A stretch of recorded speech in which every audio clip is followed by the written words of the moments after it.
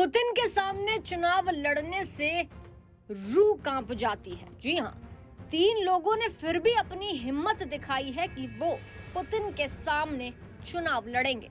बता दें कि रूस में व्लादिमीर पुतिन पिछले 25 सालों से एक छत्र देश में राज कर रहे हैं।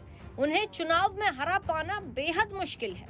उनके विरोधी जो भी हैं, वो या तो जेल में हैं या तो खौफ में देश छोड़कर भाग गए। लेकिन इस बार हो रहे राष्ट्रपति चुनाव में चलिए आपको बताते हैं कि किन 3 लोगों ने पुतिन के सामने चुनाव लड़ने की हिम्मत दिखाई है। रूस में 15 मार्च से राष्ट्रपति चुनाव की शुरुआत हो चुकी है। रूस में 15 से 17 मार्च को राष्ट्रपति चुनाव हो रहे हैं।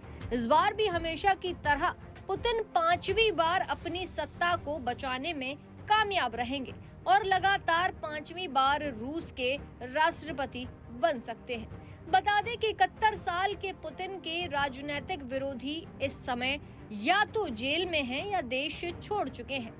रूस में पिछले 25 सालों से व्लादिमीर पुतिन को कोई नहीं हरा पाया। इस बार पुतिन के सामने 3 उम्मीदवार हैं जो उनको हराने का दावा कर रहे हैं, लेकिन रूस के मौजूदा हालात को देखते हुए उनको हरा पाना किसी के लिए भी मुश्किल होगा। बता दें कि स्वतंत्र उम्मीदवार के रूप में चुनाव लड़ रहे राष्ट्रपति व्लादिमीर पुतिन के अलावा उम्मीदवारों में लिबरल डेमोक्रेटिक पार्टी के लियोनिद, कम्युनिस्ट पार्टी के निकोलाई और न्यू पीपल पार्टी के व्लादिस्लाव शामिल हैं। लोगों में इस बात को जानने की उत्सुकता है कि पुतिन के सामने खड़े होने की हिम्मत करने वाले ये नेता आखिर कौन है। आइए जानते हैं पुतिन के सामने खड़े होने वाले उम्मीदवार कौन है।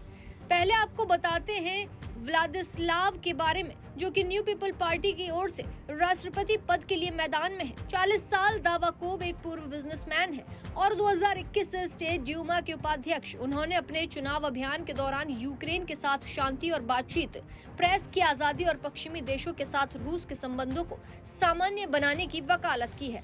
अब आपको बताते हैं कि लियोनिद कौन है। दरअसल 56 साल के लियोनिद दक्षिणपंथी राष्ट्रवादी यानी कि एलडीपीआर के प्रमुख हैं। 2000 से स्टेट ड्यूमा के सदस्य हैं। इनका नाम कई घोटालों में आ चुका है। 2014 में क्रीमिया के कब्जे के समर्थन के लिए इन्होंने पश्चिम देश के उन पर प्रतिबंध लगा दिए थे।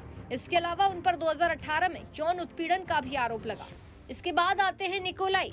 75 साल के निकोलाई चुनाव में सबसे उम्र दराज उम्मीदवार हैं। कम्युनिस्ट निकोलाई 1993 से राज्य ड्यूमा के सदस्य और 2004 में राष्ट्रपति पद का चुनाव भी लड़ चुके हैं। 13% वोट मिले थे। उनके इलेक्शन एजेंडे में पेंशन की उम्र कम करना, पेंशन का भुगतान बढ़ाना और बड़े परिवारों का साथ देना शामिल रहा है। पुतिन ने लोगों से वोट देने की फिलहाल अपील कर दी है। रूस का चुनाव दिखावा है, सब एक तरफ है। पुतिन के लिए ये कहा जा रहा है। देखने वाली बात ये होगी कि जीत किसके हाथ लगती है। ऐसी ताज़ा तमाम बड़ी अपडेट्स के लिए आप देखते रहें पंजाब केसरी.com और चैनल को सब्सक्राइब करना मत भूलिएगा।